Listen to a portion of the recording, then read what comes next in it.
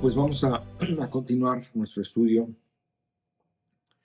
Hoy vamos a ver del capítulo 3 de Romanos, los versículos 1 al 9, que voy a leer. ¿Qué ventaja tiene pues el judío, o de qué aprovecha la circuncisión? Mucho, en todas maneras.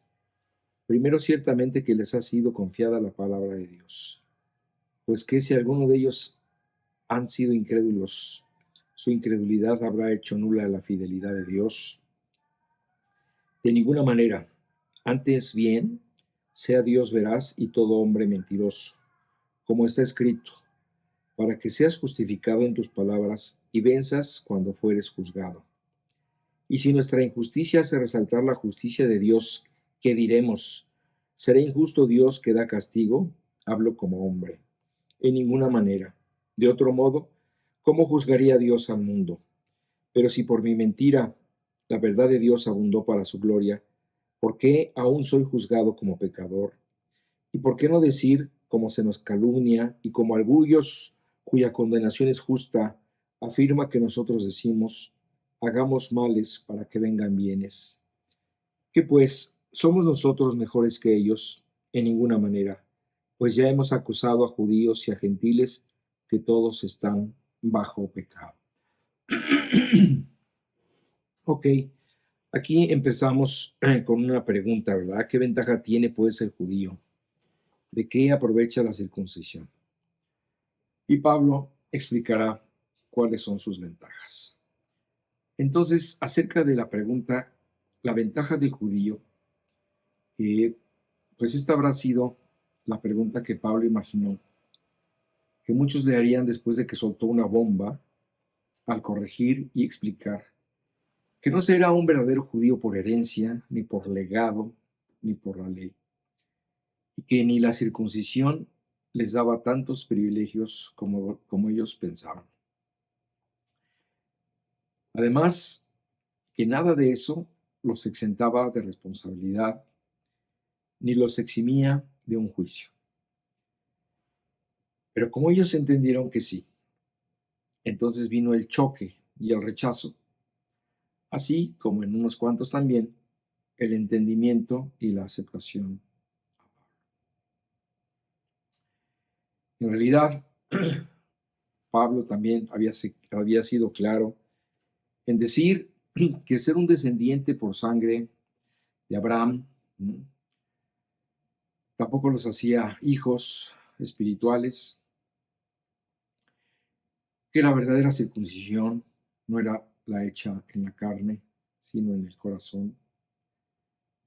Pero en ningún momento se les prometió alcanzar la salvación a través de estas cosas. Nunca se les dijo que por ellas podían alcanzar la salvación.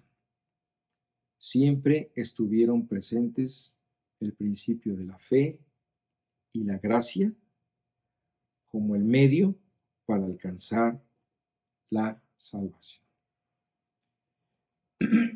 Recordemos aquí un punto muy importante, que es el hecho de que los judíos se hacían llamar la circuncisión. Esto lo vimos la vez pasada, que fue todo un tema acerca de este punto. Ellos se hacían llamar la circuncisión, así como los demás eran la incircuncisión. Bueno, de tal forma que esta expresión implicaba todo lo que significaba ser judío. Así que básicamente la pregunta acerca de que si el judío tiene ventaja o de que aprovecha la circuncisión se podría resumir acerca de cuál es la ventaja del judío. Porque el ser judío abarcaba pues todo lo que eran y lo que hacían. Anteriormente quedó claro que el hecho de ser judío étnicamente no les hacía inmunes ni los protegía, ya que Pablo había pasado bastante tiempo demostrando que tanto gentiles como judíos eran pecadores. Entonces, la intención de la carta de Pablo, y que debemos nosotros tener en cuenta, es ir sumando las cosas que él está diciendo, para que al irlas sumando nosotros vayamos poniendo las bases de lo que Pablo explica más adelante. Si nosotros no tomamos en cuenta lo ya dicho, entonces va a ser difícil entender las demás cosas que Pablo irá diciendo en base a lo que ya dijo. Por otro lado, Pablo nunca dijo que la herencia judía, la ley, las fiestas, los sacrificios, etcétera, todo esto que conocemos, nunca dijo que no sirvieran de nada o no fueran importantes. Lo fueron porque finalmente Dios se las había dado. Pero tenían que entender que todas estas cosas tuvieron su propósito, pero también tuvieron su caducidad. Recordemos la sentencia de la Biblia que el fin de la ley es Cristo. Ahora, esto no quería decir que ser judío no tuviera ningún valor. Entonces, a esta pregunta de que si el judío tendría alguna ventaja o si la circuncisión aprovechaba de algo, la respuesta de Pablo es sí. Sí es provechoso en muchas maneras. Pero, ¿en qué sentido debemos entender este provecho? En el sentido de que, en primer lugar, pues ellos fueron distinguidos por Dios para pactar con ellos, para recibir su ley y para que fueran una nación santa. Y sí, ¿verdad? Uno se da cuenta de que Dios escogió a un pueblo insignificante de entre todos los demás pueblos de la tierra para darles estas cosas. Fíjate cómo dice en Deuteronomio 7, versículo 6 y 7. Porque tú eres pueblo santo para Jehová tu Dios. Jehová tu Dios te ha escogido para hacerle un pueblo especial, más que todos los pueblos que están sobre la tierra. Esto es algo que ya los está distinguiendo. No por ser vosotros más que todos los pueblos, os ha querido Jehová y os ha escogido. No es que fueran más que los demás. Pues vosotros seréis el más insignificante de todos los pueblos. También a ellos se les prometió que serían herederos de toda una revelación por parte de Dios. Y otra cosa también súper importante que ellos recibieron, que no es el tema, pero lo sabemos, que ellos recibirían la bendición de que a través de su linaje vendría el Salvador.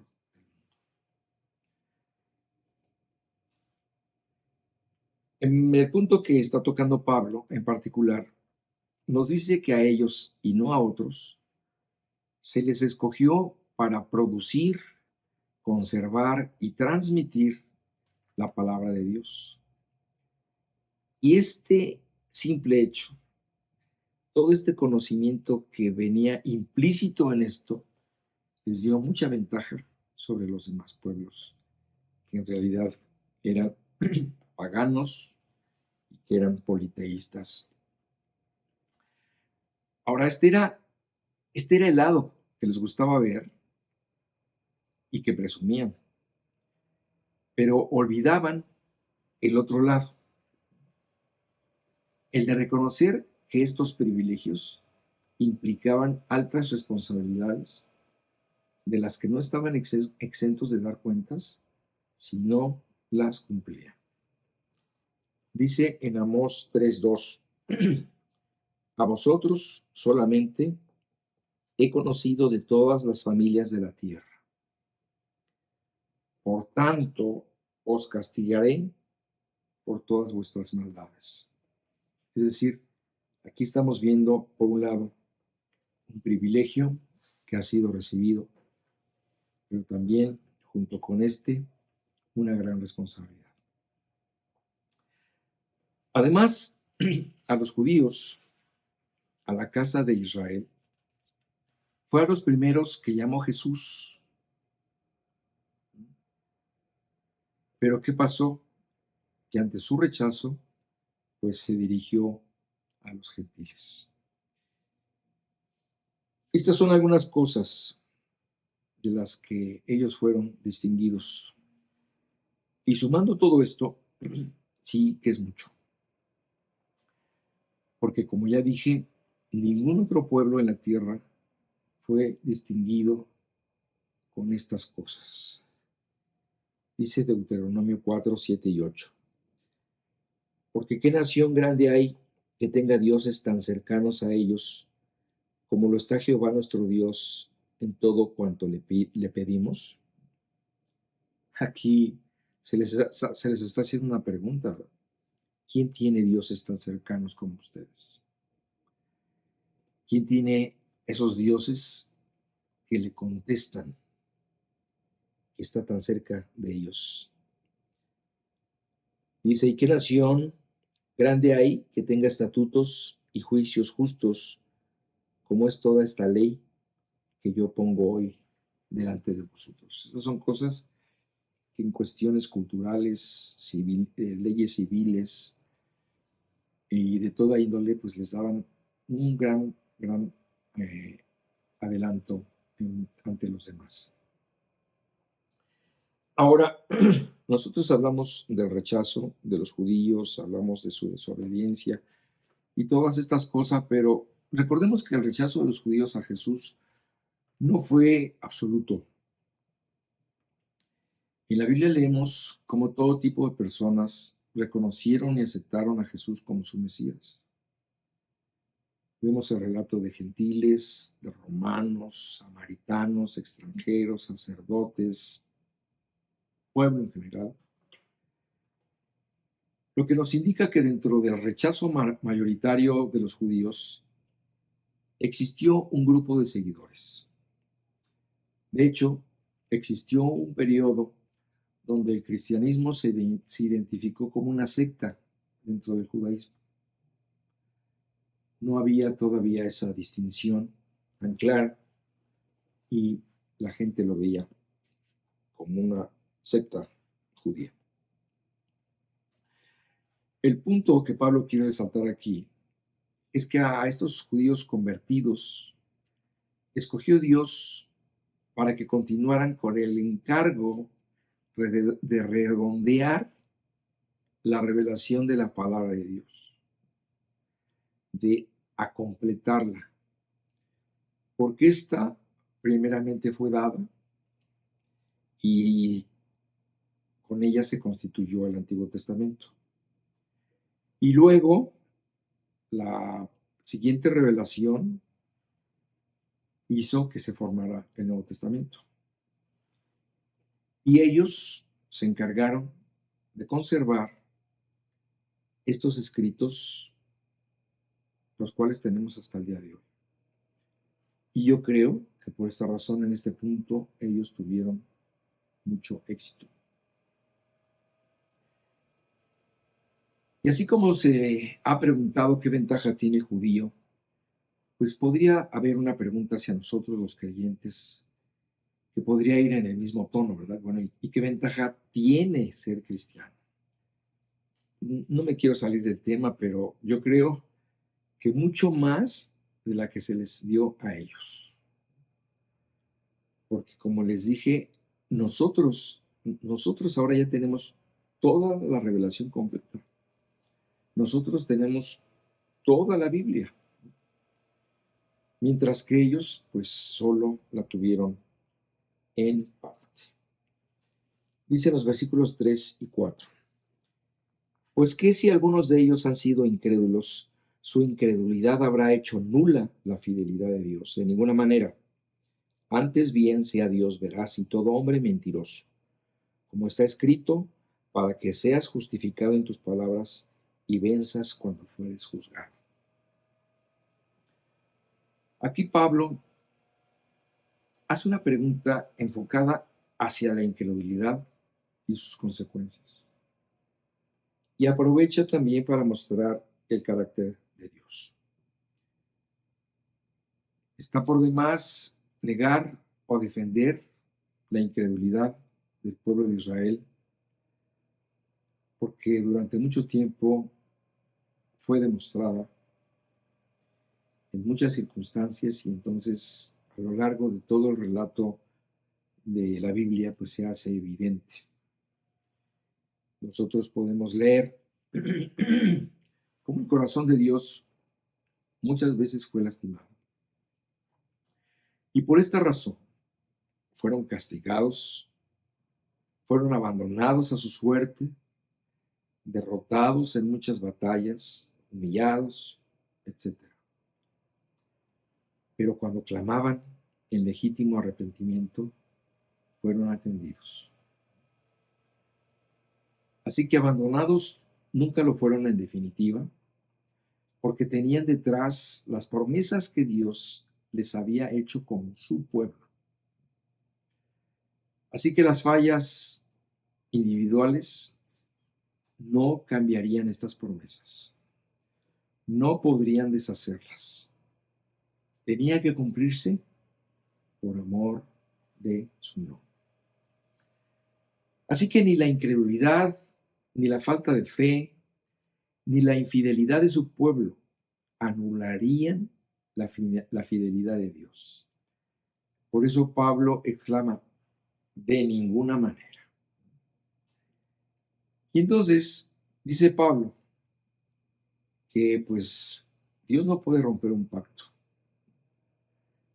Esto es algo de humanos solamente. El hombre es el mentiroso y el engañador, pero Dios no. Como dice Nehemías 9:33, en donde dice, pero tú eres justo en todo lo que ha venido sobre nosotros, porque rectamente has hecho, mas nosotros hemos hecho lo malo.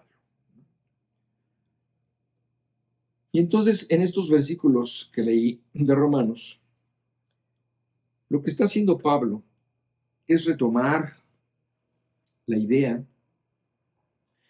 y cita el Salmo 51 para confirmar la realidad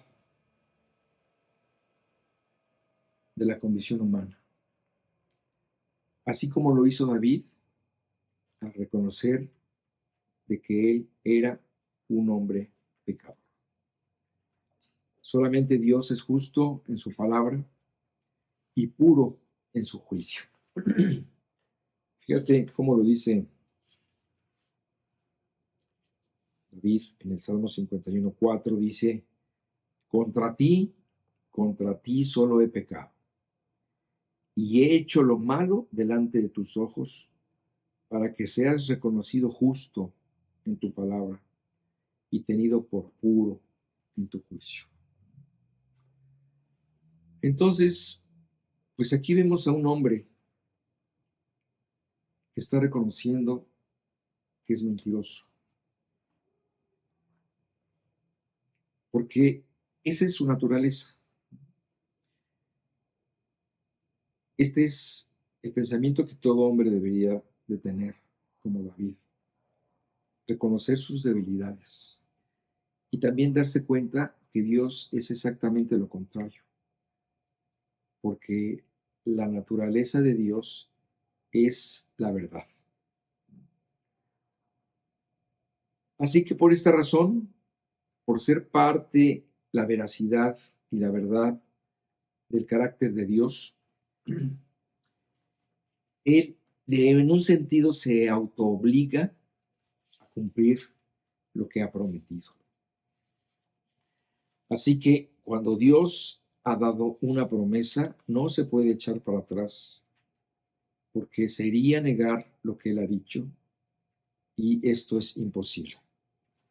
Dice en 2 Timoteo 2:13, si fuéramos infieles, él permanece fiel. Él no puede negarse a sí mismo. Imagínate, sería incongruente que Dios estuviera supeditado a nuestra fidelidad o a cualquier tipo de acción humana.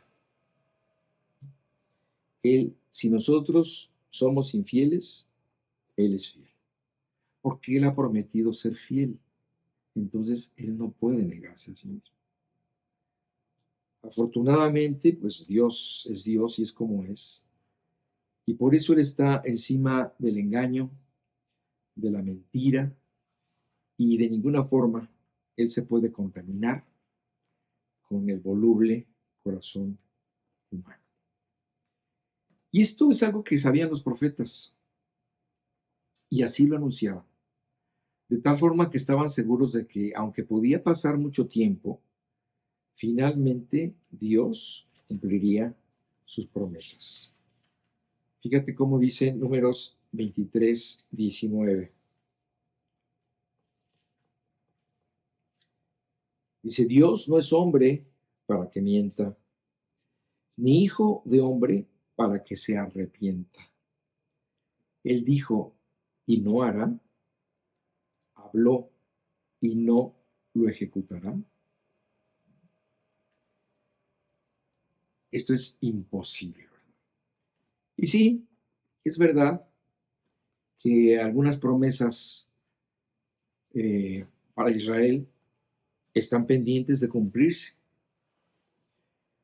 Pero un día este pueblo, bueno, no todos así como en paquete, sino solo los verdaderos hijos de Abraham, los que pongan su fe en la simiente de Abraham, la cual es Cristo, solo ellos al final de los tiempos verán la restauración, la redención y el derramamiento del Espíritu de gracia y oración sobre ellos. Porque irrevocables son los dones y el llamamiento de Dios. Así que en los últimos tiempos habrá algunos que serán herederos de las promesas que Dios tiene para su remanente fiel. Dice en Zacarías 12:10 lo siguiente: y derramaré sobre la casa de David y sobre los moradores de Jerusalén espíritu de gracia y de oración, y mirarán a mí, a quien traspasaron, y llorarán como se llora por hijo unigénito, afligiéndose por él como quien se aflige por el primogénito. Wow, ese día será tremendo. Dice Romanos 3:5, y si nuestra injusticia hace resaltar la justicia de Dios, ¿qué diremos? ¿Será injusto Dios que da castigo? Hablo como hombre. El tercer planteamiento de Pablo está enfocado a aquellos que pensaban que Dios podría ser tan injusto como lo eran ellos. La idea es esta. El hombre piensa, si nuestro pecado, infidelidad e injusticia hacen que la justicia de Dios resalte, entonces Dios es injusto al castigarnos por ello. Pues últimamente estamos ayudando a Dios. Nuestra injusticia está exaltando su justicia. Estamos haciendo que su gloria resalte y entonces no debería castigarnos. Ya casi casi les falta decir, hasta debería de premiarme Dios. Para aclarar más este punto, déjenme leer cómo lo traduce la nueva traducción viviente. Dice, sin embargo, algunos podrían decir, nuestro pecado cumple un buen propósito porque muestra a otros lo justo que es Dios. ¿No es injusto entonces que Dios nos castigue? Este no es más que un punto de vista humano. O sea, esto es un argumento humano. como muchos que se pueden dar como una forma rudimentaria y deshonesta de querer justificar el pecado del hombre. Es una forma torcida de considerar que un mal humano provoque un bien. Pero Pablo la menciona porque seguramente esta idea andaba por ahí molestando como un mosquito. Pero es tan absurda que cae por su propio peso. ¿En qué cabeza cabe que mi pecado pueda ayudar a Dios en algo? Esto es un absurdo. Y yo estaba pensando en esto. Aunque lo negro resalte lo blanco, no por eso el blanco es más blanco. El blanco no necesita de lo negro para ser blanco, ni tampoco lo negro es menos negro por resaltar lo blanco. A ver, déjame repetirte este trabalenguas. Aunque lo negro resalte lo blanco, en un momento dado, no por eso el blanco es más blanco. El blanco no necesita de lo negro para ser blanco, ni tampoco lo negro es menos negro por resaltar o estar junto a lo blanco. Entonces, así de paso y de rápido pasa Pablo por esta idea. Y dice en el versículo 6, en ninguna manera, de otro modo, ¿cómo juzgaría Dios al mundo? Es decir, si Dios llegara a ser injusto, en ese momento quedaría completamente incapacitado para juzgar al mundo. Entonces, ante la idea de pensar que Dios pueda ser injusto, Pablo contesta, de ninguna manera, esto no puede ser, esto es completamente ridículo, ¿verdad? Si Dios fuera injusto, no podría juzgar. Así que nada ni nadie puede cambiar la naturaleza de Dios, nada lo puede volver injusto, mucho menos el pecado del hombre, al contrario. Cuando Dios juzga el pecado, lo hace ver más justo. Entonces Dios nunca va a beneficiarse del pecado humano y mucho menos se va a hacer cómplice de él, ni tampoco lo va a tolerar. Dice el versículo 7 y 8, pero si por mi mentira la verdad de Dios abundó para su gloria, ¿por qué aún soy juzgado como pecador? ¿Y por qué no decir, como se nos calumnia y como algunos cuya condenación es justa, afirma que nosotros decimos, hagamos males para que vengan bienes? Este falaz argumento resurge de alguien que lucha para no ahogarse y se resiste a morir diciendo, ¿por qué Dios me juzga como pecador si mi mentira realza su veracidad y le da más gloria a él? Y de paso, ¿verdad? Pablo dice que estas palabras se le atribuían a Pablo. No tenemos más detalles, pero parece ser que algunos detractores acusaban y calumniaban a Pablo de defender la tesis de que para que viniera el bien se necesitaba hacer el mal. Entonces, Pablo está tratando con algunas cuestiones que en su momento se dieron y de orden local, pero que ilustran de alguna forma las conjeturas o las locuras a las que puede llegar el pensamiento humano. Entendemos que quizás estas cosas provenían de un mal entendimiento de su enseñanza, algo que no es nuevo porque en todo tiempo y cultura nosotros lo vemos, que el que entiende mal la esencia del Evangelio puede caer en falsas conjeturas y puede entender las cosas mal, como por ejemplo aún en nuestros días se puede pensar que por el hecho de ser perdonados, esto le da licencia al creyente para pecar. o que por el hecho de ser salvados por gracia, ¿verdad?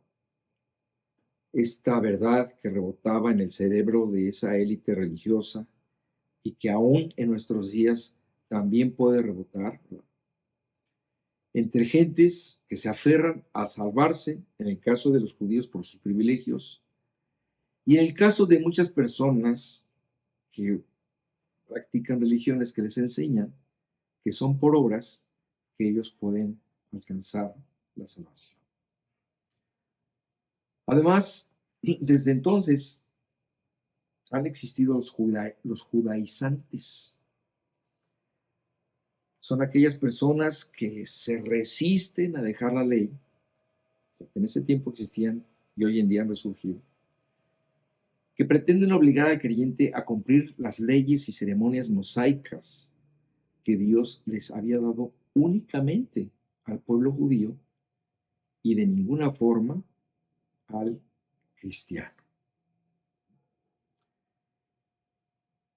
Finalmente, pues la esencia de todos estos argumentos que ha presentado Pablo en estos versículos solo deja entrever el esfuerzo del pecador para justificar y racionalizar su pecado y defenderlo a capa y espada. Los vemos, ¿verdad? Como un abogado que teniendo su causa perdida, busca en los recovecos de la ley algo para respaldar sus argumentos. Pero finalmente todo queda en evidencia porque todos estos esfuerzos inútiles son como patadas de ahogado. Es verdad, Pablo seguirá tratando este polémico tema más adelante, en el que muchos decidieron participar para tratar de justificar su conducta pecaminosa ante Dios, y Pablo se tomará tiempo en seguir tirando estos argumentos. Como les decía, lo más lamentable de toda esta situación de antaño es que lo podemos ver como un patrón universal y como una situación que se puede presentar hoy en día. Y es que la gente en todo tiempo y circunstancia ha querido salirse siempre por la tangente cuando Dios lo que quiere es que se enfrenten con su pecado. Toda la argumentación que ha venido dando Pablo es para demostrar que eres un pecador y que necesitas enfrentar esta realidad. Sin embargo, cuando la gente es expuesta de esta forma, pues vemos cómo se defiende como un gato boca arriba, argumentan, justifican, le echan la culpa a los demás, en fin. Cuando, como les decía, la actitud que Dios está esperando es la de simplemente reconocer que han fallado. Y es que solo cuando el hombre se rinde es que puede ser ayudado. Porque mientras pues no reconozca su enfermedad, esta no podrá ser curada. Entonces, la conclusión es tremenda. Para todo aquel que quiere esconderse detrás de sus argumentos y razonamientos, en lugar de arrepentirse y buscar el perdón de Dios, concluye Pablo, su condenación es justa. Para terminar, leo el último versículo que vamos a ver el día de hoy, que es el versículo 9 del capítulo 3 de la carta a los Romanos. ¿Qué pues? ¿Somos nosotros mejores que ellos? En ninguna manera, pues ya hemos acusado a judíos y a gentiles que todos están bajo pecado. Entonces aquí, Pablo ya ha demostrado la culpabilidad del hombre en general, ha demostrado la culpabilidad del hombre moralista, del que siente que no tiene necesidad de Dios, He demostrado la culpabilidad del judío. Ahora comienza con una pregunta que lo involucra a él en su calidad de judío convertido, es decir, como cristiano. Y la pregunta es, ¿qué pues? ¿Qué hay de nosotros los creyentes? Ahora se trata de hablar de nosotros. ¿Y nosotros qué tal? ¿Nosotros somos mejores que los demás? Ante la exposición de las ventajas de ser judío, Pablo ahora se enfoca más bien en relación a que Dios no tiene favoritismos hacia nadie. Y para todo aquel que todavía pensara que sí los tiene, que por alguna razón dijera que es mejor que los demás, pues Pablo los invita a releer unas líneas atrás de su carta para decirles, ya di las suficientes razones para demostrar que tanto judíos como gentiles empatan. No hay ventaja para nadie. Todos estamos bajo pecado. Y entonces, mientras habló de judíos, habló de griegos, o sea, gentiles, incluye también ahora a los cristianos. Y entonces termina por encerrar a todo el mundo bajo pecado. Nadie, absolutamente nadie, tiene la escapatoria de dar como diagnóstico que la condición humana de todo hombre es que es pecado. A partir de los siguientes versículos, ¿verdad? A partir de los siguientes versículos, del 10 hasta el 18, Pablo dará 13 puntos demoledores para demostrar en forma definitiva la culpabilidad del hombre, como si con todo lo que ya dijo quedara todavía dudas de esta culpabilidad. Y entonces las siguientes cosas que va a decir van dirigidas a todo hombre, ¿verdad? Sin importar si es judío, griego, gentil, mexicano, japonés, cristiano, va a soltar una serie de verdades en los siguientes versículos que serán como el cierre, como el broche de oro para demostrar que el hombre es pecador.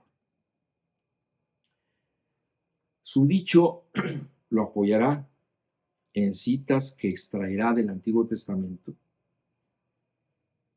Y todas estas darán un testimonio irrefutable de la injusticia humana. Y Pablo tratará de entrelazar en forma magistral cada una de estas verdades dichas en el Antiguo Testamento para apoyar la razón por la cual Dios da un diagnóstico preciso de la condición de todo hombre. ¿Acerca de qué? Acerca de su culpa y acerca de su condición de pecador. Entonces, si Dios lo permite, veremos estos 13 puntos tremendos la semana que entra. Hermanos, que Dios los bendiga.